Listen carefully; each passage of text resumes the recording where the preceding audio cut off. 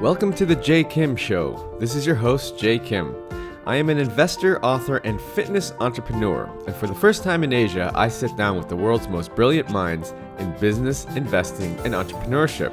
You'll learn all the secrets, strategies, and formulas to becoming a successful entrepreneur directly from the masters. If this is your first time listening, thank you for stopping by. This podcast is produced every week with the goal of providing actionable insight to you, the listener, with every single episode. And now, on to the show. In this episode, we speak with Edith Yeung, who is a partner at the Silicon Valley-based venture capital firm 500 Startups. Edith is a true Silicon Valley geek. She started off her career as a developer, and then she joined Dolphin Browser as the VP of Marketing. Dolphin Browser was a Sequoia-backed Android mobile browser with over 150 million installs worldwide. Dolphin was sold to Changyou, the NASDAQ-listed Chinese gaming company, in 2014. After that exit, Edith joined the 500 Startups family, and she now oversees the fund's investment in Greater China. So for all you startups founders out there looking to pitch Edith for funding for 500 Startups, she shares some of the great tips on how to get her attention in this episode. So let's jump right in.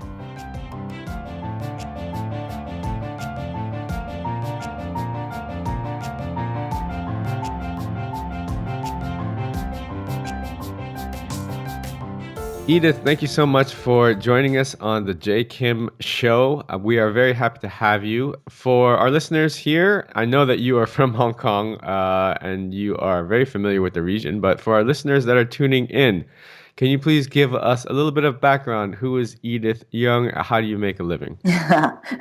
Jane, so first off, thanks for waking up so early to chat with me in San Francisco. I born and raised in Hong Kong. I actually went to school, high school in Tin Hau, and believe it's public school.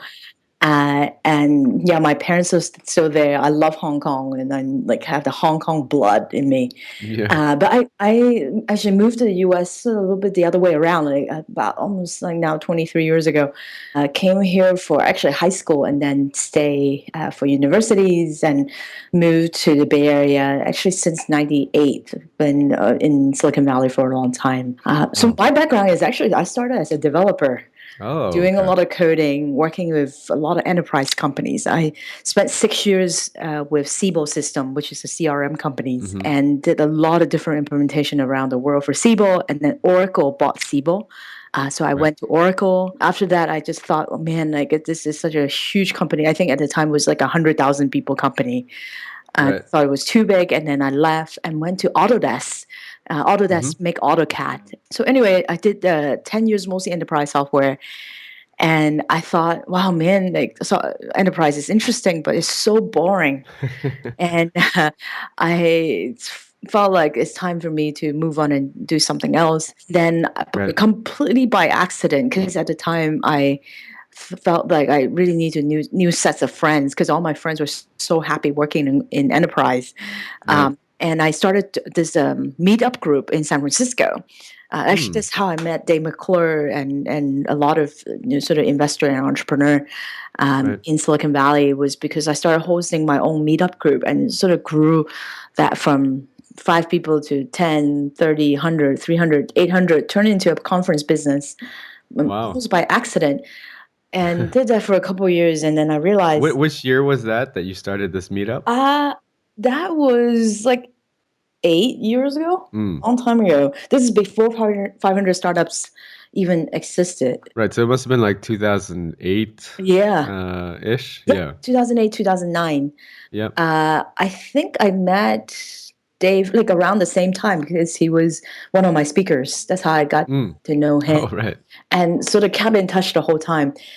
So after I started that, I realized that sort of my own thing. It was a great cash business, but it was the type of business where I realized by learning from all my speakers that this is not really a high growth startups. It's a conference business, and this sponsorship is very enterprisey. After all, even though I wanted to get out of it. At the time, I started to think about, maybe I should really learn more about consumer. which is something I never have done before. And one of my attendees from my conference is called BizTech. That's the name of my conference. Is the founder of Dolphin Browser. Dolphin Browser is a mobile browser, mostly on the Android. We scaled it from 0 install to 150 million install worldwide. And Wow. I didn't know anything about consumer at the time.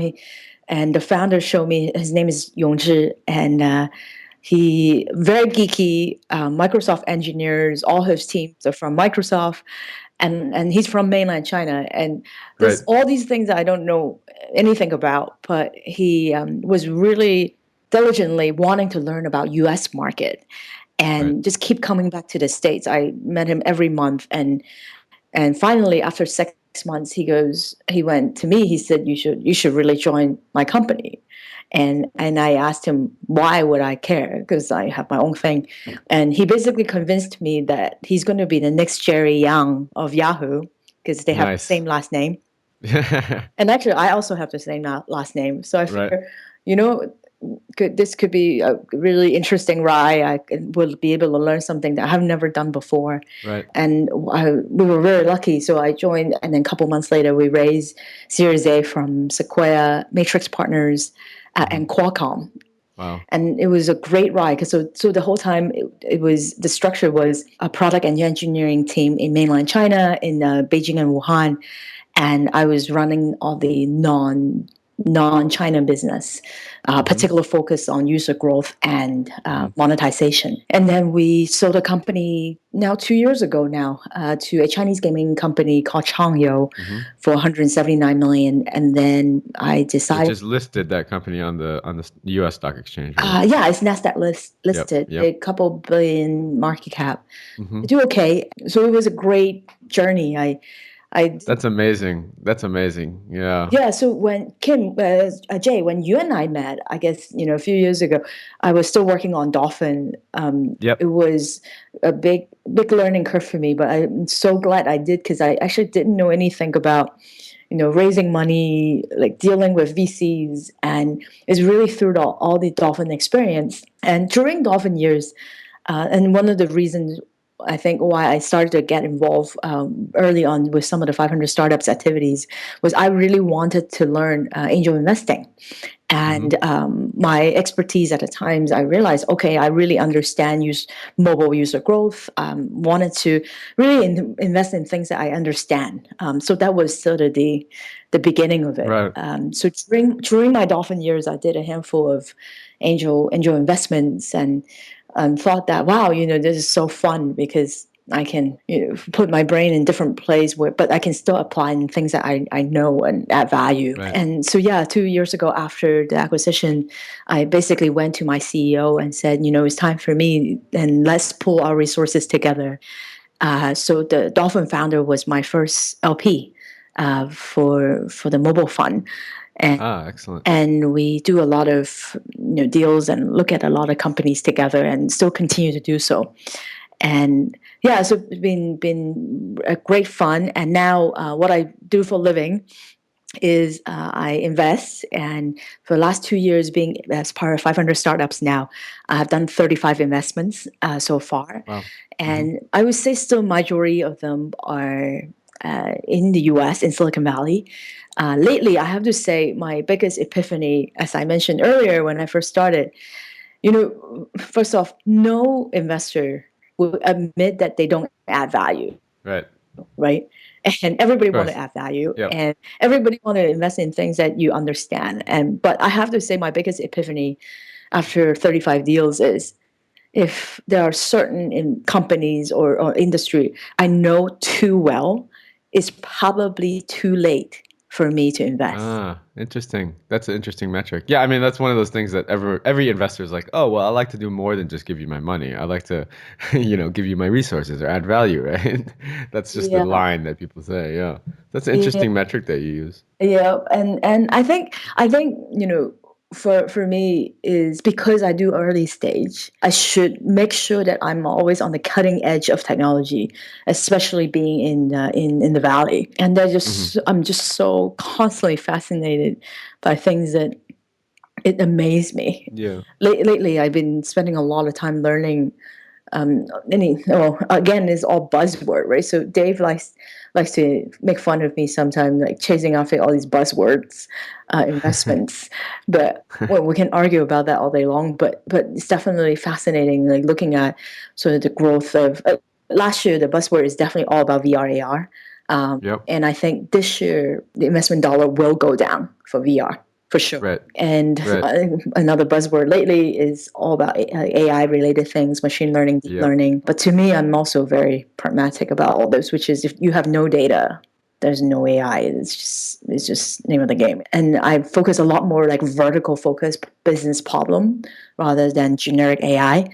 And I was talking to somebody this morning about edge computing. Once in a Right. while, get into conversation about genomics, which I Mm-hmm. really not qualified to invest, but it's just fascinating. Yeah, there's a guy that I interviewed on this podcast from Hong Kong, actually, Danny Young, who Oh yeah, a great company. yeah, It's a 500 yeah. companies actually. I want to take a step back before we get carried away because I think your background is fascinating. I want to ask you a couple questions about it. So first of all, I like the fact that you used to be, you're a geek. You're like and I say this as a pure compliment. You are actually have a very technical background. So I think that's refreshing because I feel like there's a rising number of non-technical founders that we see these days, and I think it's getting easier to get around that. But the fact that you came up from that sort of developer background is cool. Second of all, I want to take a step back and talk about when you got into this whole game of being a developer. And so one of the themes that we talk about is family support. Asian parents Yep. doing something that's a little bit more entrepreneurial is difficult and challenging of a conversation to have usually with one's parents.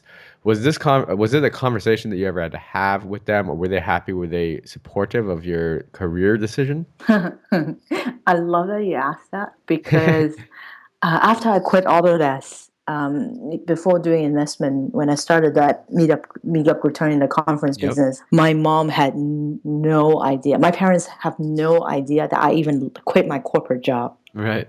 They didn't know, Yeah. and it was get to the point where I actually did pretty well. And I think one time, I got invited to speak at something, actually at Cyberport, Hmm. and I did some media interview, and it was about to go on a newspaper. So, and I had to tell my mother that I actually have quit 2 years ago. Right. Because if I just quit, as you know, with Asian parents, they're like, "Are you crazy?" Yeah. And Yeah. I didn't want to go through that. I sort of felt like I need to show some results before Hmm. I even have to deal with all that. And I didn't go back to Hong Kong for like 2 straight years because I was working on figuring things out. Right. And I swear to God, my mom either thought I was pregnant or was on drug. Yeah. And otherwise, why wouldn't she want to come home? Right. And so now she's very supportive, but she didn't. I think my parents still don't quite understand what I do on a daily basis. In Yep. her mind, particularly my mom's side, I keep saying my mom because it's like like the tiger mom Yep. Yep. Sure. mentality. Yep. And I still think that she doesn't think I have a stable job. And in the back in the back of her mind, is like, you should go back to your publicly listed enterprise company, you know. Yeah, that's right. Yeah. And Why leave such a good job, yeah, and I'm like, no, you need to take control of where Yeah. your own life and where you want to go. No, I think that's awesome. I think yeah, I mean the recurring theme of my previous guests is all that regardless of how conservative or how tiger-ish your parents might be, if you prove yourself, I mean that's in one way or another, if you show them that, look, I'm capable of succeeding in something entrepreneurial and here are my results, then there's not really much that they can say, and I think that if you have an honest conversation with them, then they will respect you for that. Yeah. So that's cool, I mean, for people listening here in Hong Kong, I mean, Edith is a pioneer, and you can follow in her footsteps. You can do something entrepreneurial and be successful, and you can have that conversation with your parents. I want to talk quickly before we move on about Dolphin. So Dolphin, yeah. So when I met you, I think it was 2010, and you were fully deep involved with Dolphin Browser. And I remember it being sort of back then the only browser I think that you could on Android that you could view Flash, I That's believe. right. Is that That's right? right. Okay. So that was sort of the claim to fame of Dolphin. How did you guys you scaled it? The growth was explosive on users of Dolphin. You said what 150 million by the end when you exited. Like, how did you guys achieve that? I think is a mix of luck and being early, and also we did a lot of really create. Oh, it was creative in my sense, but is very common now in terms of like preloading and partnership with different OEMs and operator. But to start, like when we first launched, I would say we have many different phase. But it's a very similar mentality, I think, for all the B2C mobile apps these days. So Mm, step number one is always like you started with nothing. So in our case, we were very lucky because we started early in Android, and we didn't in our category. The big guys in town still is Chrome and Firefox. They didn't want to sure. focus on Android, Right. and we were definitely very early. It was only 3,000 apps at the time on Android on Google Play. It's not Mhm. even called Google Play. It's called something else. I don't remember. And now is like almost 2 million. So you can imagine, just in terms of discovery, we were able to get to about 5 or 6 million almost purely just because of product. Right. And then I would say early on, 10 before you get to 10 million install base, PR definitely help. Every time we have a good quality product review from like CNET, Android Police. Again, I keep saying Android because Android and iOS are very different Yes. sort of authority type coverage. So PR definitely help. Once we get our Series A, you can sort of like, if you have decent, if you're B2C, you have decent kind of single, double digit million these days is the least expectation, and you want to go after like go big or go home, then Right. your investors are usually okay with you not necessarily making money as long as you continue to grow minimum like 30-40% month over month Yeah. in Yeah. terms of user growth. And once we like pass the 10 million mark, then it's a completely different ball game in terms of user Right. growth. We started to spend money on mobile ad network. We spent a lot of time learning about app store SEO, ASO. We double down on some content marketing, and we started to scale up a big BD team Right. to basically work with all the operator, and particularly with Android, because most of the smartphone manufacturers are actually in China. So we definitely have an edge there because we have good number of folks in China. We're able to cut a lot of deals, especially I have a lot of appreciation for our investors because they're really well networked and introduce us to a lot of these key. And when we raise literally like we have pipeline of in across 3-4 years of 100 million total across a few years in terms of their commitment to preload us as a default browser on these Wow. phones. And man, That's awesome. is a lot of work, and Yeah. I don't think we can repeat this again because now. Yeah, it's a function of the timing at the time. It was because, like you said, Firefox and Chrome were highly geared towards iOS, right? So Yeah, yeah, you were in that. Actually, here's a good question for you, Edith. Being one of the since you have a background and you're an expert in this, so I think when I first met you, I think I was going around these startup conferences probably late 2009, 2010, early those days. I was like the only guy in the room, other than you probably, because I think you had both. But I was like the only Android user. I was walking around and I had my Samsung Galaxy, and everyone was on iPhone, obviously, right? And right. so now we've seen the climate change a bit. There's a shift. How do you see it playing out? Android versus Apple. Globally, obviously, since you have a connection with Asia, China's huge with Android. But how do you see the split developing in the, say, next 5 to 10 years? I think that, well, first off, Jay, I think every if you come back to visit us, still majority of the investors in the valley use iOS, Yeah. and I continue to use both. Yeah. and use a lot more still my Galaxy S7 Edge, Yep. the one that is not going to blow up, and still Yeah. continue to Yeah. enjoy most the geeky side of me. Yep. But I have to say, Asia, particularly China, Southeast Asia, Android is definitely majority of the market share. Even though majority of the developers, this is sort of the epiphany, are usually start with iOS for good Mm, reason, because majority of the revenue still come from iOS, that's right. particularly iOS gaming. Hmm. But the irony is that now gaming number one country is actually China, not US, Right. for 2016 in terms of mobile revenue.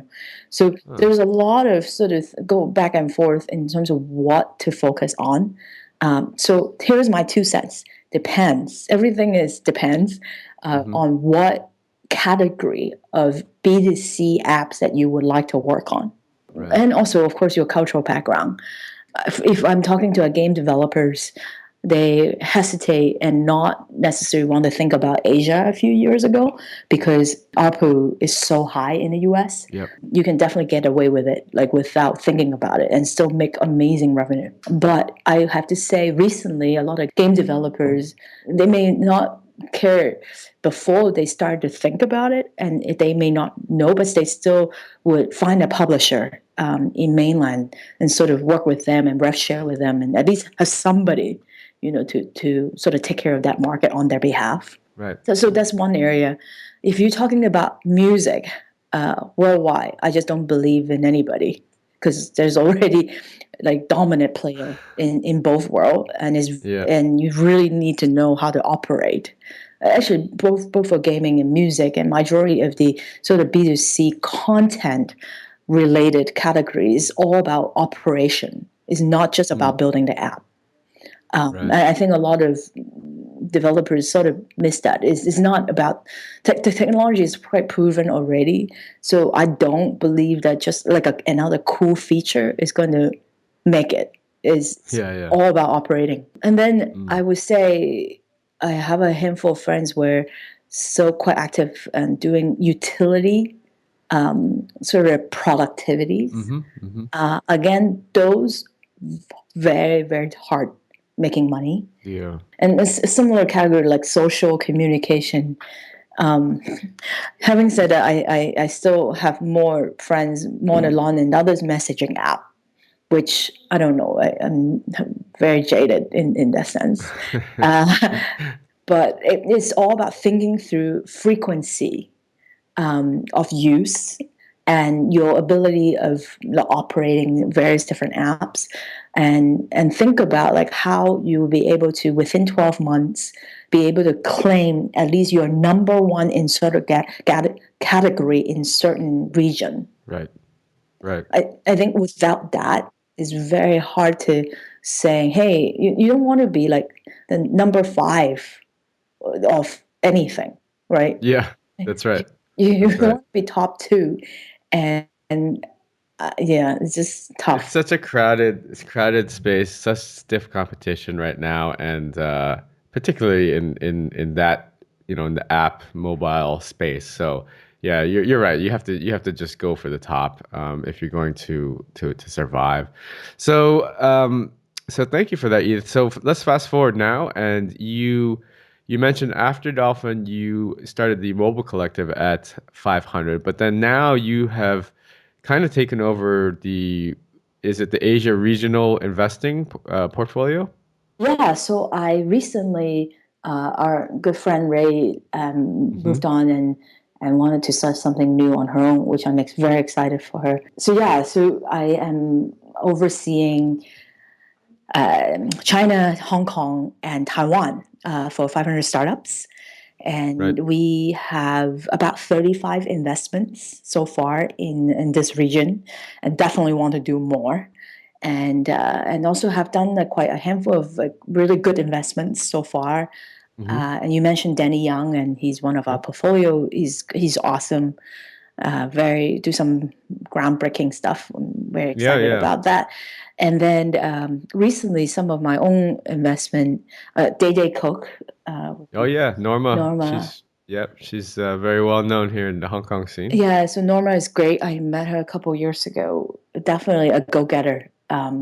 It is, They're doing incredible. She's a true entrepreneur. She's really really yeah, good. and both of these guys, as I mentioned, like Danny and Norma, are the ones that you talk to them, you can see that they will do so much better than even yeah. There's so much better than me, and they will go somewhere really really far, and you want to be supportive of them. Yeah, And yeah, so far we, at least in Hong Kong, I felt like we've done pretty well. So go Hong Kong, as a yeah, from somebody from absolutely. Hong Kong. I think we need to do a lot more in China, and we want to do more in Taiwan. At the same time, I think in the coming, at least next 12 to 24 months, we definitely will step up, like in terms of the cross-border theme. We talked Hmm. about it quite a lot in the last few years, but we have more and more or less, because our own portfolio in the US now have more awareness of this region as a very high potential, high revenue region. Very likely we'll have portfolio companies that we already invested in US want to come to China, Right. and we want to step it up and be more proactive, 500 to bring them and double down on some of our winners. That is some of the Mhm. strategy that I'm working on. So there's no particular companies per se, but we are definitely doing a lot of work in the background. But as with through our conversation, so my strong suit and a lot of my network been in Silicon Valley. So I'm not too worried about like getting the best deal here. And now, Mhm. but we want to go and help them in China. And I told some of my guys, my CEOs, I said, look, I can speak Chinese. I can, with some of our LP support, we can get to potential distribution and Right. potential partners and monetization partners. But without these guys and us figuring it out, what would be a clear roadmap, I don't want you to spend time either. It's all Right. about be completely open and bring these super value, strategic partners.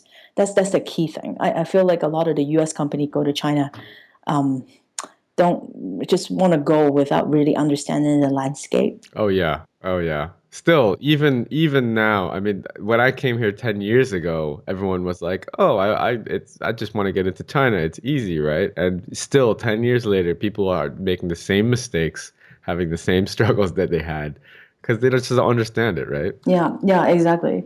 So anyway, I think we definitely would do a lot more, and TBD. A lot of things Yeah. coming soon. That's awesome. So that leads us into the very next question, which is if I am a aspiring startup founder and I am working hard, I'm trying to get my growth to being number one or two in whichever company that I'm building. How do I get on your radar? What types of companies would flash up at Edith and say, "Oh, okay, this is interesting. This is an investable company." How do I make sure that I position myself as a startup to get under the radar of 500 startups? Jay, it's great that you mentioned the word. The key word is positioning. Mm, And sometimes I felt like most of the founders that I meet yeah, let's say start with Hong Kong, they're in love with what they're working on, hmm. and usually start the pitch with a product. And that's the last thing I want to know if you don't know how to position yourself, like in the world that you work on. Right. So I think usually my advice is, and I have certainly actually taken meeting off of a cold email as well because the email Right. was written so well. And Hmm. some of the key points are, if you already launch and you have some traction, always start with numbers. Mm. Let's say, I come from mobile, so I always going to ask you, what's your install base? What's your monthly active? What's your daily active? Right. What's your potential ARPU? It's okay you don't haven't start making money, but still, what could be it? Like, what would be the range? Because there's many others already started monetizing. Mm. These are some of the high level numbers if you have already launched. If you're B2B, start with some pilot customers, name drop a little bit, like 2 or 3 of these big names who are willing to pilot and test. Even they don't pay, it's okay, because it will show your ability of business development, right, and your access to prove out your concept. If neither of this have happened yet, then I would think about, can you brag about your team? Maybe your team are, all ex Googler, or all Facebook, or some really relevant accomplishments that is related to what you're working on now, which leads you to. So let's say you have 2 years of research on CRISPR-Cas9. I don't know, like something, right, to uniquely qualify you. Why you? So I think these 2 or 3 things will make you different to start, because I'm very number driven, and I want to know that you're sure about and keeping track as a CEO particularly. And sometimes, like if the email is written in a way that I haven't started, I just wanted to chit chat. The likelihood where I would say, please just start it first, because it's not that expensive to launch and prove out certain things. If you take you at least 6 months to just still in conversation, I probably will advise you not to start a company. Right. So that will be key. I actually, at least I can contest it. Like I'm very responsive on email, but if you take like a few more email to just ask, or if you send me a plain email, say, let's get on a call and talk about things, very likely no one will reply, because you just need to be like upfront, right? You don't need to shy about that you're raising money. That's another Asian thing. Sure. I think sometimes, and me too, I'm Asian after all. Like I overthink a lot of things, and want to build better relationship before my ask. But this is quite an active, and everybody knows that you need to raise money. And that's why the more I think clear you are about your ask, your goal, and your timeline and your numbers, the faster response you will get from investors. Man, yeah, that's awesome. That's such great advice, Edith. Thank you so much for giving that. Just to recap, so if you are a startup founder out there, numbers don't lie. Edith's a geek. She knows her numbers, so you can't get around that. Have some numbers to back up your data, have some talking points, have some sort of social proof, have a really good team, something to catch her attention. And so, Edith, thanks so much for your time. I really appreciate it. And I think the audience out here is going to really enjoy our chat today. And speaking of where to contact you, and email and pitch you, what's the best place to find you, follow you? Email is very straightforward. Just Edith, EDITH at 500.co. And I'm also very active on Twitter. It's basically my full name, Edith Yeung.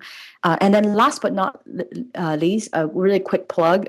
I do have a weekly email. It's just, you can sign up on my site, edith.co, on Silicon Valley funding and M&A trends every week. It's basically all news. Excellent. So that's that. So very helpful. Yeah, great. Fantastic. Thanks so much again, Edith, for your time. Yeah. And we look forward to seeing you when you come to town. Yeah, for sure. Thanks, Jay. All right. Take care. Take care. Bye.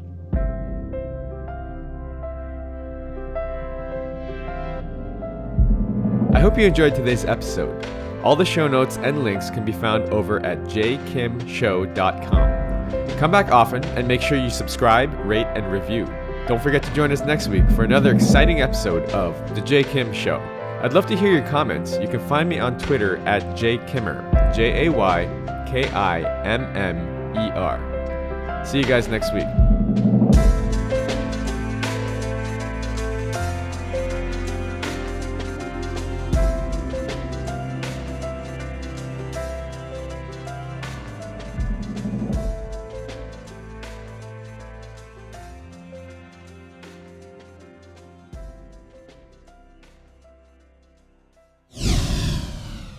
This podcast is brought to you by Hack Your Fitness, the high achiever's guide to getting ripped in under 3 hours a week. If you're anything like me, you're probably working a full-time job or jobs and trying to find time to balance family life, social life, and last but not least, fitness. Look, I get it. I'm a full-time investor and entrepreneur myself, and father of 2. So how am I able to stay fit year-round without spending hours and hours in the gym killing myself on the cardio machine?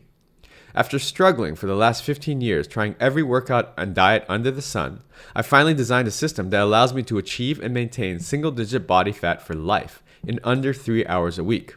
Cardio not required. Head on over to hackyour.fitness and download my free 13-page guide that teaches you the simple science behind efficient fitness and smart nutrition and gives you everything you need to know to finally take control of your life. That's hackyour.fitness.